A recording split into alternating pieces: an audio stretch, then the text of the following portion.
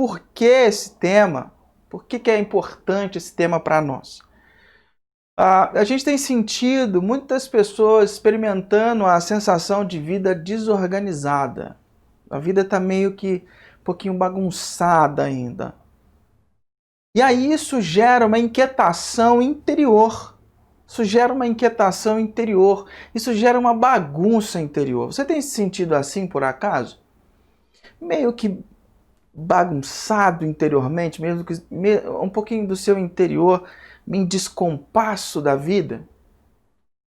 Nós, nesse momento, temos pessoas que têm diferentes posturas frente ao momento que a gente está vivendo e frente às adversidades e às coisas como elas estão.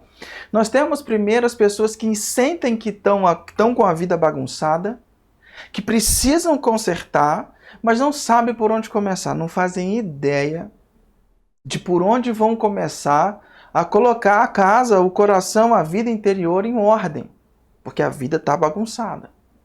Já outras pessoas se negam completamente a achar que a vida está bagunçada. Você é um negacionista? Não tem nada de bagunça, está tudo certinho, tudo tranquilo, não há bagunça nenhuma. E aí essas pessoas ficam esperando o fim da pandemia para voltar a viver. E aí eles ficam naquela, deixa a vida me levar, isso vai acontecer, e daqui a pouco as coisas voltam ao normal. E está passando meses e as coisas não voltam ao normal. Já por outro lado, tem aquelas pessoas que são mais aceleradas. Aquelas pessoas que são aceleradas. Que respondem com ansiedade. Entendem que a vida está bagunçada, entendem que a coisa está complicada, mas não sabem o que fazer e tentam acertar de qualquer forma. Não, as coisas não estão certas, eu vou tentar me arrumar de um jeito, eu tenho que voltar para o prumo, eu tenho que voltar minha cabeça, e começam a responder com ansiedade, tentando fazer alguma coisa, batendo, se debatendo para poder sobreviver, e aí gasta muita energia. E aí foca a energia no lugar errado. E o último grupo, nós temos aquelas pessoas que estão aproveitando esse tempo para serem aprendizes, aqueles que estão buscando a orientação correta. E cada semana desse mês, nós iremos falar sobre algo que nós acreditamos que precisa ser organizado para que de fato a nossa alma fique em ordem. O que a gente precisa fazer para que a nossa alma fique em ordem? E hoje eu quero tocar num tema bem sensível, um tema bem delicado. Eu quero falar de pessoas de ferido a restaurado. De ferido a restaurado. Não dá para viver neste mundo sem sofrer injustiça. Você concorda comigo? Não dá para você passar muito tempo vivendo nesse mundo sem sofrer uma injustiça. Às vezes, a gente sofre injustiças, rompe relacionamentos, faz fissuras, e a gente subestima o custo de viver com uma pequena fissura em relacionamentos. Pessoas que nos maltrataram, pessoas que nos magoaram, pessoas que... Eu estou tentando falar um pouco mais devagar para ficar mais entendível aí para você, tá bom? Estou tentando me controlar na empolgação aqui. Então, tem pessoas que subestimam o custo de viver com uma pequena fissura nos relacionamentos. Só que não percebem que quando a gente caminha na vida com fissuras no relacionamento, a gente não se dá conta que essas rupturas consomem energia e roubam espaço no nosso coração. Às vezes, não é nem tão diretamente, mas isso te impede de viver uma nova experiência por causa de um trauma, de uma fissura relacional. Às vezes, isso faz com que você não consiga... toda vez que uma configuração, você está parecido com aquele que te feriu, ameaça acontecer, você já entra na defensiva. Ou seja, há um custo muito grande, muito grande, de se viver com essas fissuras relacionais. E pessoas que não lidam com as fissuras relacionais deixam um rastro de desolação pelo caminho onde passam. Às vezes você não sabe por que os relacionamentos seus estão assim. Às vezes você não sabe por que o seu casamento talvez anda ruim, que a sua relação com os filhos, por que que você não consegue construir novas amizades? Às vezes você não sabe por que que a vida se dá dessa forma. Às vezes porque você tem trazido consigo um rastro de desolação pelo caminho e você não percebe que isso se deu por conta de fissuras relacionais. E deixa eu te falar uma coisa, ninguém entende melhor de fissuras relacionais, de relacionamentos rompidos, do que Jesus. Fala sério. Ninguém entende mais do que ele. Jesus passou por maus bocados. Jesus teve pessoas próximas a ele negando, foi abandonado por todo mundo, foi traído por quem estava perto dele. E Jesus não amargura. Olha o que ele diz em Lucas capítulo 23, do versículo 33 a 35 mais ou menos, diz assim: quando chegaram ao lugar chamado Caveira, ali o crucificaram com os criminosos, um à sua direita, outro à sua esquerda. Jesus disse: Pai, perdoa-lhes, pois não sabem o que estão fazendo. Então, eles dividiram as roupas dele, tirando sortes. O povo ficou observando e as autoridades o ridicularizavam. Olha esse cenário em que Jesus está. Jesus faz uma oração extraordinária, apenas 9 palavras na nossa língua. E essas 9 palavras, essa oração extraordinária, tem transformado a vida de pessoas ao longo da história. Pessoas que entendem o seu poder, pessoas que entendem o porquê que Jesus fez aquilo. Deixa eu configurar mais ou menos para você o cenário daquilo que Jesus estava vivendo ali. Aqueles soldados que prenderam Jesus, que caminharam, acompanharam Jesus até a sua morte, eram caras cheios de ódio e de violência. No exército romano não havia espaço para eles em nenhum lugar, só mesmo como carrascos desalmados. Aqueles caras eram praticamente assassinos profissionais, eram bandidos legalizados, eram maus por essência. Eles não sabiam fazer outras coisas. E naquele cenário, sofrendo toda a opressão desses caras que zoaram com ele, que botaram coroa de espinho, botaram o cabo, fizeram ele desfilar, que chicotearam além da conta, que fizeram um horror com Jesus.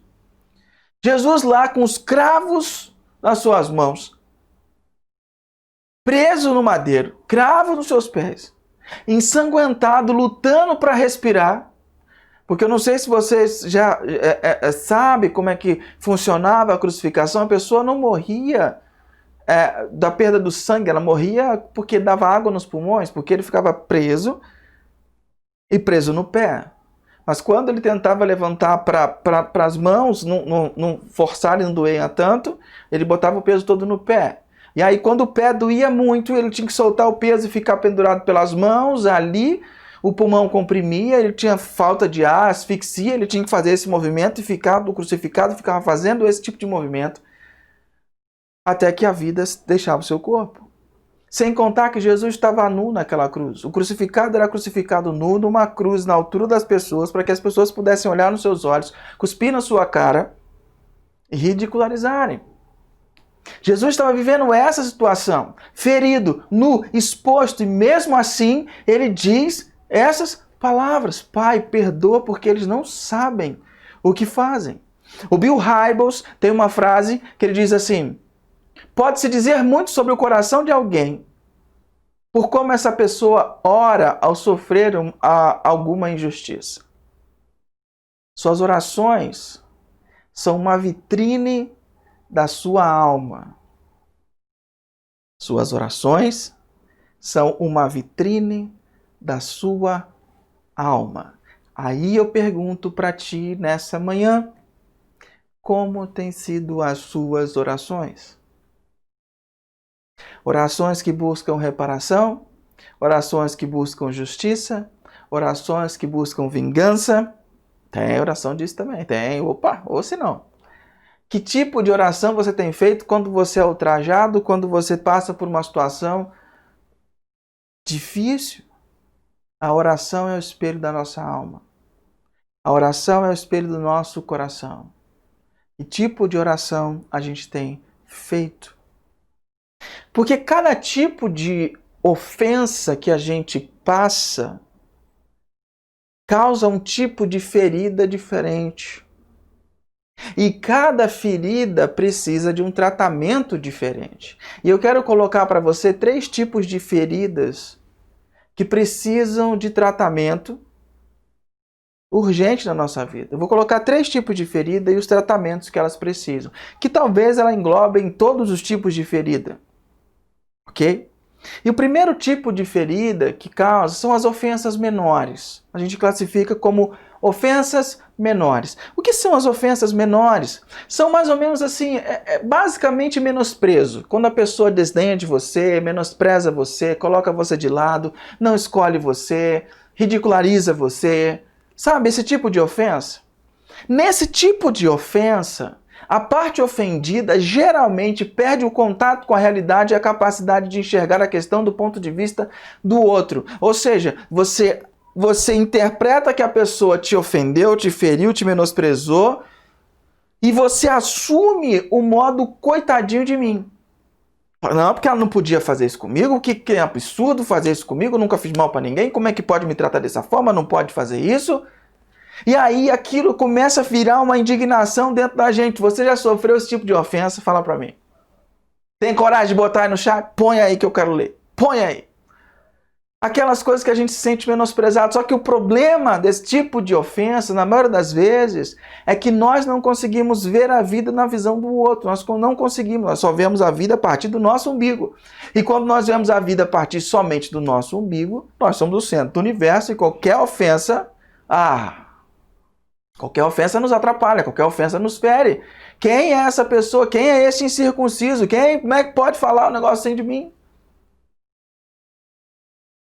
A solução para quando você sofre esse tipo de ofensa e isso te magoa muito, quando você se sente preterido, você não se sente escolhido, você se sente colocado de lado, por que não escolheu a mim? Por que não falou comigo? Por que não pediu minha ajuda e você se ofende? A questão aqui é você empreender uma revisão da realidade. É você reenxergar a realidade. Você olhar como alguém de fora ou conversar com alguém de fora. E tem uma pergunta que resolve 95% dessas situações. Quando você se fizer ou quando alguém de fora fizer essa pergunta para você, vai fazer você cair na realidade e vai fazer você resolver 95% das ofensas menores. Sabe qual é a perguntinha? É para tudo isso mesmo? Você tem certeza que é para tudo isso? Às vezes, quando uma pessoa amiga chega e fala, não, você está magoado, você está triste, ferido, você fala, mas está perdendo sono, não está conseguindo comer, está ficando amargurado. A pessoa pergunta, mas é para tudo isso mesmo? Precisa de tudo isso? A ferida foi tão grande, geralmente essa pergunta causa um choque, a gente fala, e a gente começa a rever se é para tudo isso mesmo. Porque fissuras relacionais bagunçam a nossa alma. E quando a gente se ofende fácil com as coisas, a nossa alma vira uma bagunça, nosso interior vira uma zona. Olha o que Paulo diz em 1 Coríntios capítulo 13, versículo 5, quando ele está descrevendo sobre o amor, descrevendo sobre como é Jesus e como os discípulos de Jesus devem ser, ele fala que o amor, ou seja, o discípulo de Jesus, o comportamento do discípulo de Jesus é não maltrata, não procura os seus interesses e não se ira facilmente, não guarda rancor. Muitos de nós estamos muito sensíveis e estamos nos irritando facilmente com ofensas menores, com coisas pequenas, e isso está ferindo muito o nosso coração. Nós estamos nos irritando facilmente e estamos pior, transformando nosso coração num depósitozinho de rancor. Na verdade, nós deveríamos ter um pouco mais de resiliência, ou seja, daquela resistência para não nos irarmos nem nos sentimos provocados por pequenos aborrecimentos. Mas talvez por causa da configuração social, da pandemia, por causa de situações de desemprego, essa situação toda que a gente está vivendo, talvez pequenos aborrecimentos tenham irado você e tenham provocado você. E por quê? Porque o seu coração está sensível. O nosso coração é revelado quando as coisas não saem do nosso jeito ou quando as coisas não são ditas conforme a gente gostaria que fossem ditas. Só que Quando a graça de Deus, enche o coração, a gente enxerga a situação sob uma perspectiva adequada. Quando a graça de Deus envolve o nosso coração, a gente consegue enxergar as coisas de uma perspectiva mais adequada. Nós precisamos ser mais parecidos com Jesus e entender o que nós recebemos de Deus. Nós geralmente, nós deixamos nos ofender facilmente quando o nosso coração não está no melhor estado. Existe um cara na história do cristianismo chamado Evagrio, e ele ensinava pra gente que era um dos pais da igreja, logo depois da igreja de Atos, teve um período que a gente chama de período dos pais da igreja, onde grandes homens foram levantados com grandes ensinamentos. E Evagrio dizia mais ou menos assim. Ele dizia que a gente precisa ter um porteiro no nosso coração. Um porteiro. E quando essas ofensas vêm, quando os pensamentos vêm, esse porteiro no nosso coração tem que averiguar e dizer, você é dos dele ou você é dos nossos? Porque se você for dos deles, você pode ir embora daqui, porque você não tem espaço. E então aquela ofensa não entra no nosso coração. Mas quando nós não temos esse porteiro no nosso coração que averigua e seleciona, qualquer coisa, qualquer ofensa, qualquer atitude entra no nosso coração e faz uma bagunça. E aí depois o que nós temos que fazer dentro do nosso coração é uma faxina. E você sabe que nem sempre a faxina sai como você gostaria. Por exemplo, eu tenho certeza que algum de vocês já passou pela experiência de ter uma funcionária que limpa a sua casa. Vamos supor que você tenha essa experiência de ter alguém que limpou a sua casa. E aí depois de um dia fora você chega em casa e vai averiguar o trabalho feito. E aí você encontra alguns detalhes que você fala assim, mas como que não limpou? Como que não fez isso? Como que pôde não fazer isso? Porque você sabe que você faria que aquilo era necessário. Ou se não é uma funcionária, ou se você divide as tarefas de casa e uma pessoa vai fazer a faxina, e aí você olha para conferir, você fala, tá faltando aqui, faltando ali, faltando ali. Porque faxina é sempre complicado, porque sempre fica um pouquinho de sujeira. Então é melhor não deixar esses pensamentos adentrarem o nosso coração. E como é que eu ponho o porteiro no meu coração e mantenho o meu coração em ordem? Quando eu cultivo a minha vida de devoção a Deus. Uma vida de devoção a Deus, ela deve ser cultivada na unidade de tempo chamada dia. Por isso que nós aqui na comunidade incentivamos você a ter contato com Deus de manhã, a ter suas orações da manhã. Você abre o seu dia conectado a Deus. Você passa o seu dia com aquele pensamento. E se tiver espaço no seu dia, no meio do dia, você para uns 5 minutos para se conectar a Deus, para lembrar, para se arrepender, para você renovar as energias e se continuar conectado naquele pensamento que fez a ignição sua de manhã. E no final da noite você para um tempo para fazer um inventário diário, para você rever o quanto tempo você conseguiu estar alinhado com o propósito que foi inspirado por Deus de manhã. Você faz um fechamento do seu dia e aí então você deita e dorme porque você encerrou o dia e Deus guarda você enquanto você estiver dormindo. Muitos de nós fazemos só oração, vivemos uma vida de devoção medíocre, só fazemos oração na hora do almoço, quando vamos comer alguma coisa. Fazemos aquela oração que não é uma oração de relacionamento, mas uma oração de bater cartão. Não cultivamos e não exploramos todas as ferramentas que nós temos dado aqui ao longo dos anos, das disciplinas espirituais, leitura de livro, acompanhamento, mentoria, andar juntos, solitude, várias disciplinas. A gente se trava, não entra, não mergulha, não experimenta. E com isso, quando a gente não experimenta essas coisas, nós deixamos o nosso coração vulnerável e passamos e vamos tropeçando de tempos em tempos, cada vez mais numa ofensa menor e o nosso coração vai ficando amargurado, a gente vai passando esse tipo de situação. Então, se você não quer sofrer por causa dessas ofensas menores, cuida do teu coração, porque dele procede a vida, diz o salmista. Guarda, sobretudo guarda o teu coração, porque é dele que procedem as fontes da vida. Ou seja, se o teu coração se contaminar, já era. Se você tiver olhos maus, se você conseguir só enxergar o ponto negativo, Jesus disse, se os teus olhos forem maus, se você só vê as coisas negativas nas pessoas e nas situações, todo o teu corpo já está em trevas, mas se os seus olhos forem bons, teu corpo já está em luz. Ou seja, a forma com que você olha para as coisas determina o seu humor, determina a sua paciência, determina a sua alegria. Então, o que muda os seus olhos é você ter um porteiro e você ter o Espírito Santo trabalhando de dentro para fora, porque aí, se os seus olhos forem bons, todo o teu corpo terá luz. Proteja o teu coração, não se deixe ofender facilmente, mantenha o seu coração no melhor estado. O segundo grupo de feridas que eu quero chamar aqui para a gente conversar são aquelas feridas legítimas. Aquelas feridas legítimas. Essas feridas exigem decisão e cura. Não tem para onde correr. Elas exigem decisão e cura. Que tipo de feridas são essas? Feridas como traição, abandono. Sabe, esse tipo de ferida braba? Esse tipo de ferida, aquelas feridas, as feridas legítimas são aquelas feridas que faz com que o ferido parta para buscar vingança. Ele começa a exigir reparação. Vive a vida em função, não porque tem que acertar as contas, não porque tem que colocar as coisas pingo nos is, porque nós temos que resolver esse negócio. E aí, quando essas feridas são legítimas, sofreu. Não tem como negar, é uma ferida.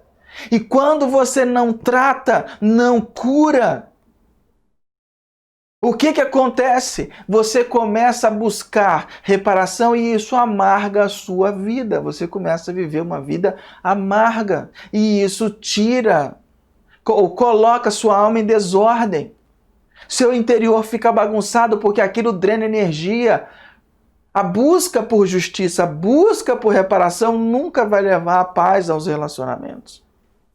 Porque a gente quer reparação.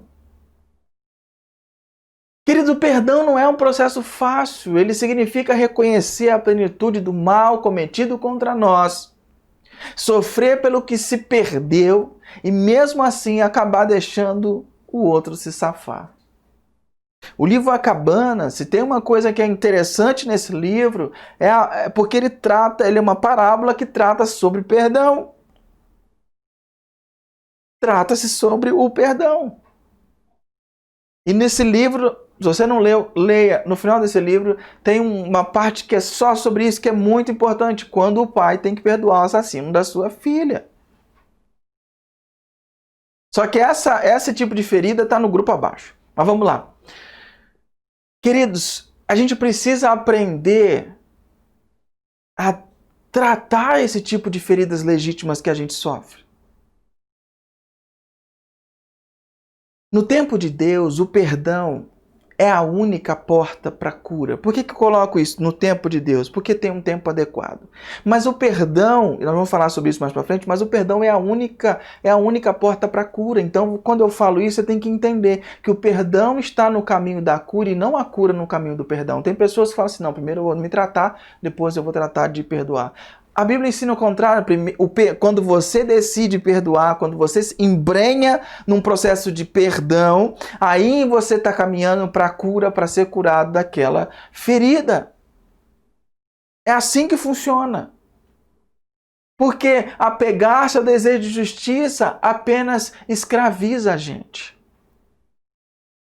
Quando a gente sofrer esse tipo de feridas, a gente precisa começar a ter aderência à oração que Jesus fez. Pai, perdoa-lhes, pois não sabem o que estão fazendo. Jesus renunciou ao direito de se vingar.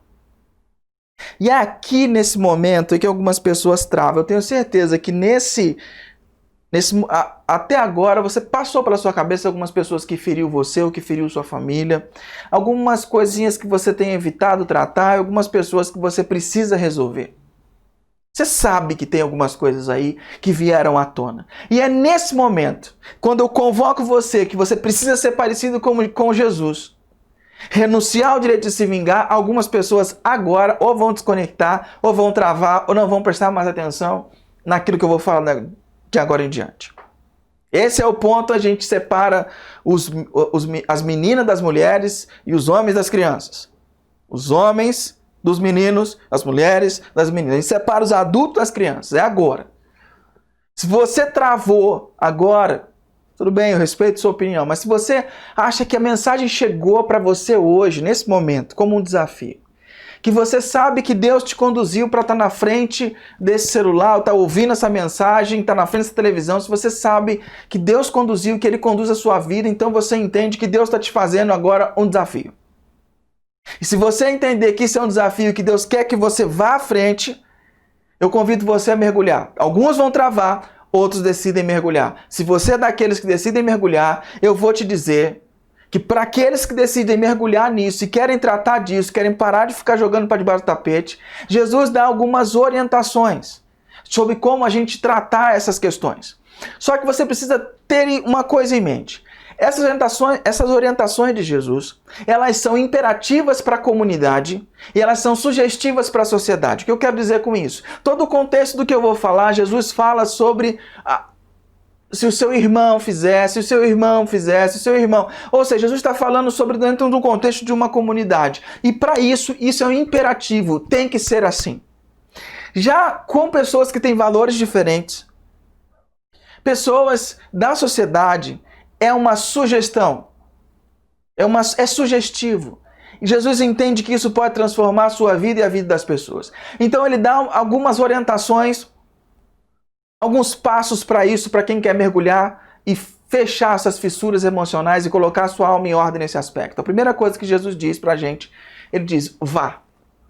É a primeira coisa que ele diz, vá. Mateus capítulo 18, versículo 15 diz, se o seu irmão pecar contra você e a sós com ele, mostre-lhe o erro. Se ele ouvir, você ganhou o seu irmão. O que Jesus está querendo dizer sobre esse vá? Não importa quem causou, você deve dar o primeiro passo. Cabe a você buscar a reconciliação. Por quê? Porque você já foi reconciliado. Alguém deu o primeiro passo em sua direção. Preciso te lembrar quem foi? Você já recebeu. Então Jesus diz, olha... Vá você, é em você que habita a luz, é você que é o sal da terra, é você que vai fazer a diferença. Então tome a dianteira e resolva esse problema. Vá ao seu irmão, não importa quem errou, vá você, vá lá e resolva isso. A segunda coisa que Jesus diz como orientação é, vá sozinho. Ele diz, a sós com ele. Se seu irmão pecar contra você, vá e a sós com ele, mostre-lhe o erro. Muitos de nós, no pretexto da santidade, usam, não, eu preciso pedir oração, já viu essa? Preciso pedir oração por uma situação, porque fulano de tal fez isso. Queria que vocês orassem por mim. A gente usa isso, usa a fofoca como parte da nossa vingança e autoafirmação. A gente quer que todo mundo saiba que fulano errou, que fulano me maltratou e que todo mundo fique do meu lado e que a gente vá lá e sacuda fulano de tal porque merece tomar uma lição, porque o espírito precisa. Hipocrisia, a gente usa a fofoca. Jesus está dizendo o seguinte, vai sozinho, é você. Não tenha medo do confronto. Vá você e a pessoa conversarem. Vá expor. Fulano, eu preservo muito a nossa amizade, mas teve uma coisa, um percalço no meio do caminho que ficou para trás. E eu gostaria que a gente resolvesse isso. Eu queria te falar, é isso. Se você achar, entender dessa forma, eu gostaria de resolver isso. Nossa amizade já faz tempo e eu gostaria que ela continuasse por mais muito tempo. Vá lá. Vá sozinho, não fique falando um monte para os outros, não. A terceira coisa que Jesus diz, vá restabelecer o relacionamento. Jesus diz, se ele ouvir, você ganhou o seu irmão. O que Jesus está dizendo? Vá num espírito de reconciliação, não vá num espírito de jogar na cara. Certa vez eu perguntei a um professor, quando eu trabalhava como coordenador pedagógico ainda, eu perguntei a um professor de português, sobre essa expressão jogar na cara. O que é jogar na cara? Porque eu estava vivendo um dilema. Toda vez que eu falava de alguma coisa do passado, uma certa pessoa no meu relacionamento dizia: você já vem jogando na minha cara. Mas aí eu ficava sem saída, porque eu tinha memória boa e eu queria falar sobre, olha, aquele dia aconteceu isso e isso, mas a pessoa dizia: você está jogando na minha cara. Eu fui resolver esse negócio. O que é esse trem de jogar na cara? Ele me explicou da seguinte maneira: jogar na cara não tem a ver com as palavras, mas tem a ver com a entonação. Quando você vem e esfrega o erro da pessoa na cara dela. Tem pessoas que erraram há 1, 2, 3, 5, 10 anos atrás, e que toda vez que a pessoa ofendida fala assim: mas fulano é assim, porque você sabe, né, que você é desse jeito. E aí a pessoa começa a esfregar as verdades na cara. Não é esse o espírito quando a gente vai conversar com uma pessoa buscando a reconciliação. E a gente não vai para cobrar a dívida que foi feita, porque isso não tem a ver com perdão. Perdão não tem a ver com cobrar a dívida. Você não vai lá para exigir que ela te peça perdão e quite a dívida. Quando uma pessoa vem para mim ou para você impondo que a gente errou, vem para cobrar a dívida, vem para jogar na cara, não sei com você, mas pelo menos comigo, dificulta muito eu reconhecer que eu errei. Porque me dá tanta raiva da petulância da pessoa que dificulta o meu coração. Se fecha, eu não consigo enxergar o meu próprio erro. Às vezes, nós vamos pegar pela frente uma parada dura, uma pessoa que é complicada. E Jesus fala: não deu certo, chama um irmão, chama uma pessoa de confiança, madura, amigo mútuo de vocês, para ir para essa conversa. Porque o objetivo é sempre reconciliação, não é fazer maioria. Muitas vezes esse tipo de conversa são para fazer maioria. Não é isso que Jesus está dizendo para nós, mas é para ajudar na reconciliação. A quarta coisa: vá agora. Mateus capítulo 5, 23 e 24 fala: portanto, se você estiver oferecendo no altar a sua oferta a Deus, e lembrar que o seu irmão tem alguma queixa contra você, deixe a sua oferta ali, na frente do altar, e vá logo fazer as pazes com seu irmão. Depois você volta e oferece a sua oferta. Esse texto mostra um pouco sobre o que é prioridade para Deus. Restauração dos relacionamentos é vital para pôr a alma em ordem. E quando que a gente tem que fazer isso? Agora! Agora vai fazer, porque Deus sabe a gravidade que uma fissura nos relacionamentos pode causar. Deixa eu ter meu momento nerd aqui agora para te mostrar como é que é, fazer uma analogia para te mostrar como que é complicado essas fissuras relacionais. Tem um filme, uma série chamada Harry Potter. Não sei se você já ouviu falar, espero que sim. E se você já assistiu, é muito legal, mas se você já assistiu, lá tem um personagem chamado Voldemort, que é um bruxo, que ele, quando criança, foi rejeitado pelos pais, vivia no orfanato e não conseguia fazer amigos. Ele não conseguia ter amigos. Então, como ele tinha essa grande dificuldade relacional, ele foi acolhido por um professor de uma escola, a escola deles lá, chamada Hogwarts, e ele é levado para lá e é cuidado por esse professor como um filho, para ele aprender a lidar com os poderes que ele tinha e tal, nessa obra de fantasia.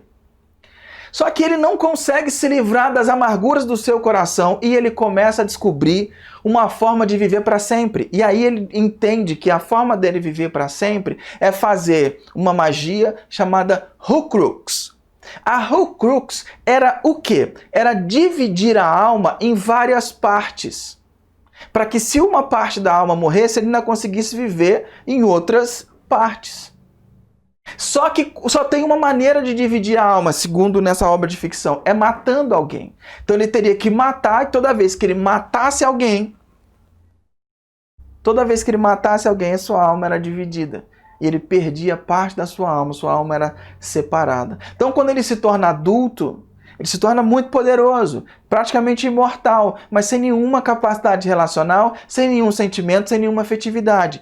Mas por que você está falando de Harry Potter? Porque Porque as fissuras relacionais despedaçam a nossa alma. Jesus certa vez disse: se você condenar o seu irmão, xingar o seu irmão, matar o seu irmão no seu coração, ele fala, está errado, porque você está matando ele no teu coração. Porque quando você não busca reconciliação, você está matando o seu irmão no seu coração e isso causa uma fissura relacional muito grande na sua alma. Jesus ele entende a gravidade.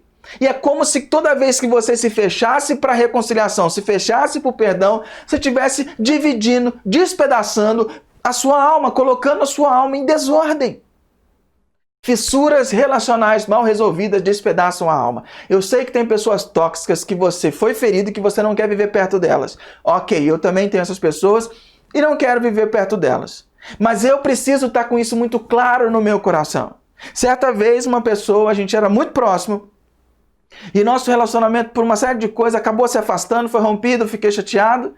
E tempos depois, a pessoa pediu para ter uma conversa, para tentar reconciliar, para tentar. Eu entendi, no meu coração não tinha nenhuma raiva, estava tudo muito tranquilo, eu só não queria mais aproximação. Eu não quis ir para a conversa, meu coração está em paz, ainda cumprimento, tudo bem. Se tiver que conversar, conversa, não tenho nenhum pingo, nenhum resquício. Mas eu não quero mais aproximação, porque não faz bem para mim. Mas o meu coração está limpo em relação a isso. Há pessoas na nossa vida em que você vai empurrar, em que você não quer viver. Mas o problema é quando você empurra, mas a presença dela continua no teu coração. Isso divide a sua alma, isso racha a sua alma. São fissuras relacionais que precisam ser consertadas. E quando você tem que resolver isso, vá agora. E por último, o último item aqui da lista, acho que está aqui, o último item da lista, vá em paz. Vá em paz. O que quer dizer com isso? Às vezes você faz tudo certo. Você vai sozinho, vai em busca da restauração. Não deu certo. Você vai com alguém.